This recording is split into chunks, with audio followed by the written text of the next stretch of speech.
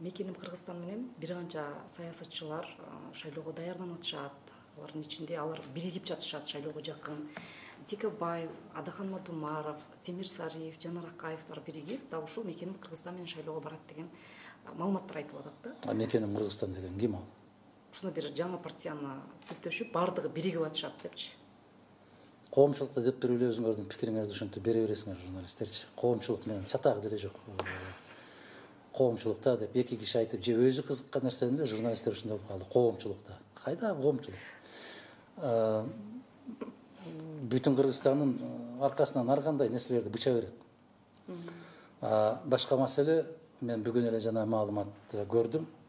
Мына төртөө биригип бир ошо ата мекенге кириптир деп. Туура, ал сүйлөшүүлөр жүргөн. Мага да ушундай сунуштарды аябай катуу беришти. Бирок биздин баалуулуктарыбыз башка. Биздин максаттарыбыз башка. Биздин мамлекеттик түзүлүш боюнча, мамлекеттик тартип боюнча, эл аралык саясат боюнча, экономикалык маселелер боюнча таптакыр башка. Ошондуктан биз биригүүгө эч мүмкүнчүлүгүбүз жок. Эптеп эле биригүү, эптеп эле парламентке баруу деген максатты биз койгон эмеспиз. Бүтүн Кыргызстандын өзүнүн туруктуу, өзгөргүс баалуулуктары бар, позициясы бар. Ошондуктан башка бир партиялар менен биригүү жөнүндө эч кандай сөз болушу мүмкүн эмес. Эгер кимде бир ойлор пайда болуп, биз бүтүн Кыргызстандын программасын, баалуулуктарын колдойбуз десе, биздин эшигибиз ачык.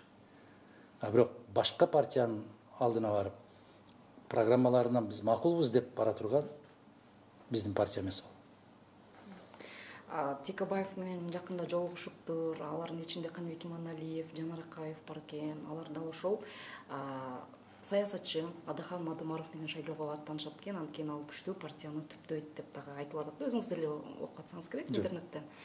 Анан сиз ошол бүгүн Текебаев дагы биз атайын жыйын кылыптыр, бирок тилекке каршы биз бара албай калдык. Сиз ошондо жакынкы арада ошолор менен жолугуп дегиле да, ушу шайлоо боюнча бир сүйлөшүүлөр болду өз ара. Айтып атпаймынбы, өзүңөр жазасыңар да, өзүңөр кайра менден сурайсыңар депчи. Мен Текебаев менен жолукпаганыма билбейм качан болду. Айтып атпаймынбы, өзүңөр жазып кайра келип алып, анан өзүңөр сурап коесуңар, ушундайбы дегендей кылып. Аябай таң калыштуу окуялар болот да биздин Кыргызстанда.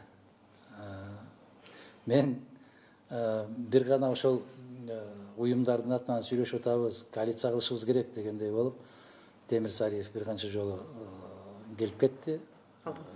Жолуктук, сүйлөштүк, бирок мен чечкиндүү түрдө четке кактым ар кандай сунуштарды. Биз бириге албайбыз. Ушундай. Демек, Кудай буйрса, шайлоого бүтүн Кыргызстан өзүнүн позициясы менен ошолго баягы партиянын ичиндеги адамдар эч качан сырткы бир партияга кошулуп кетпейт, сырттан партия келбейт, анткени сырттан партия келбейт эмес, сырттан кишилер келбейт. Сырттан партия болобу, киши болобу, эгерде биздин бүтүн Кыргызстандын көз караштарын, баалуулуктарын тааныса, мен 10 жылдан бери айтып келем, эшик ачык. Биз чагы келечекте Кудай буйрса 5-6 жылдан кийин мен бүтүн Кыргызстанга келгим келсечи, эшик ачык. Эшик ачык. Мен кайрылып атпайм, түз эфирде деле айтып атам. Бүтүн Кыргызстандын тизмесин Кыргызстандын эли түзөт. Эгерде кайсы райондан өткөндө түз эфир болуп атканда Актала районунан бир кызыбыз чыгып телефон чалбадыбы? Мен силерден талапкер боло аламмы деп. Келиңиз. Келиңиз талапкер болуңуз. Биздин тизмени эл түзөт. Аны талапкердин акчасы да түзбөйт. Талапкердин тааныштары да түзбөйт. Талапкердин ээлеп турган бийлик даражасы да түзбөйт. Тизмеге тек гана элдин колдоосуна ээ болгон азамат, жигиттер, кыздар түзөт. Ушундай. Рахмат, акыркы суроо берейин. Эгер туура эмес суроо берсем, сураныч туура түшүнүңүз. Акыркы суроо мына шайлоо Кудай буйрса жакындап калды. Сиздин жеке көз карашыңызда азыр мисалы мындай болот атпайбы, жогорку кеңештин депутаттары дагы акырын уже партияларга секирик жасашып, шайлоого жакын. Атайын биримдик деген партия дагы бир өзүнчө бир партиянын дагы аты угулуп калды. Ага деген ошол жогорку кеңештеги бир канча депутаттар өтүшүп, өздөрүнчө баягы лидерлерин шайлаганга чейин баягы көрсөтүшүп, ушундайларга үлгүрүп атышыптыр да. Быйылкы шайлоодо кандай партиялар башы мүмкүн жана ошол партиялардын артында кимдер турушу мүмкүн же баягыдай эле уже чечилип калдыбы? Мен өткөн жылы күздө эле айтканмын, атасы да энеси да бир болгон 3 партияны түзүп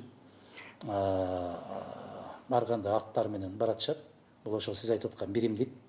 Биримдик деген түз ошол Жээнбековдер тарабынан түзүлүп аткан партия. Башкалары баары кыйшаңдатып айтыштан чочулашып айтат, түз эле айтыш керек ар бир нерсени. Экинчисин ошол жалаң чөнтөктүүлөрдөн түзүп аткан Кыргызстан партиясы.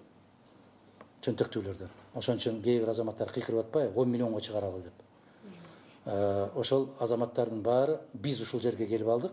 Анан жанагындай чортаман кедей кембагалдар бул жака келүүнү эңсеп да койбогула дегендей түркөйлүк да, абдан чоң караңгылык.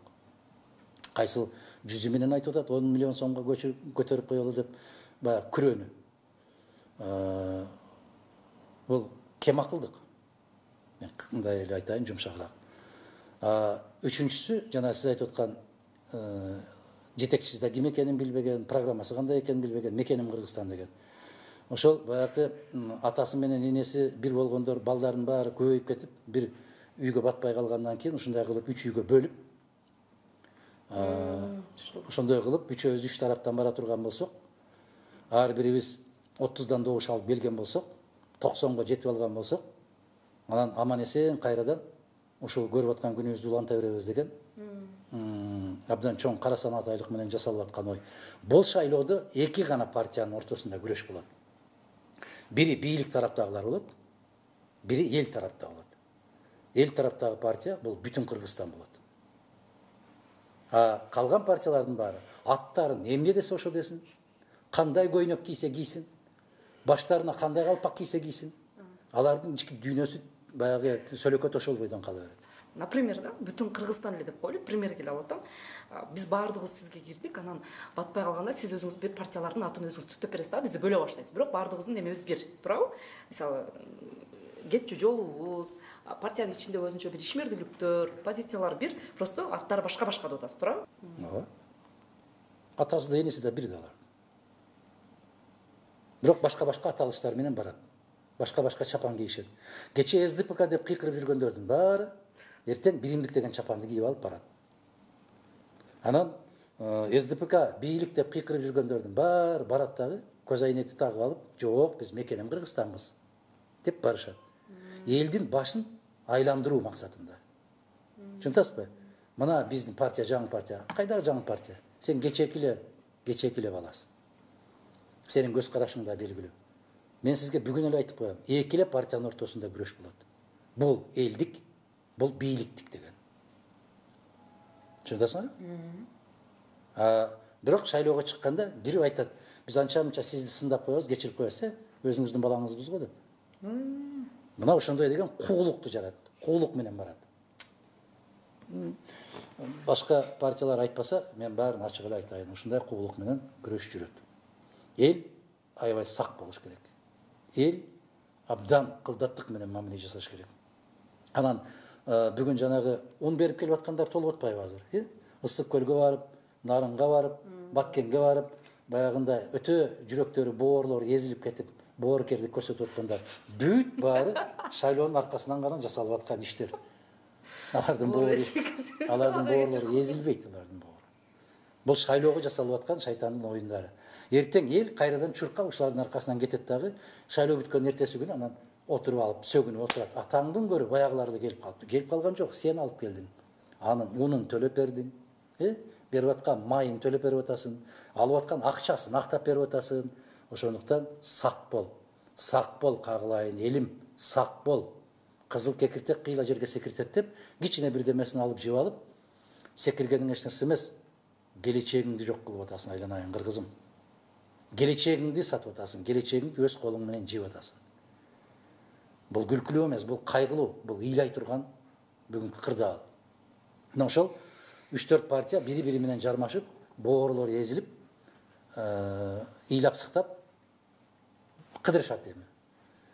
Баарына тил бүтөт. Мына ушундай көрүнүштөрдү күтөсүңөр.